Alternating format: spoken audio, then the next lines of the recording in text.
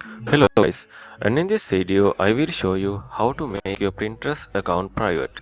And if you are new to my channel, please consider subscribe and liking the video. So you can use this by your Android phone and or iPhone. Method is similar. So I use Android emulator for your easy understand and guidance. First you have to open Pinterest account in your mobile phone. Then after you have to go to log in your account. Then after you can go to setting. So you need to just tap on this profile icon in here, and you can see there is a small icon in left top corner. Just tap on it. Then you are in settings section.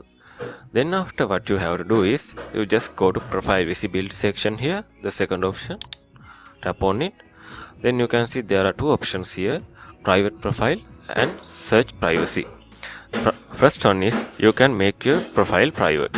So if you tick if you on this, now your profile is private.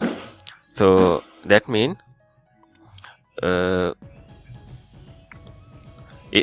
only approved people can see your profile. So I'm not going to do that, so just untick it.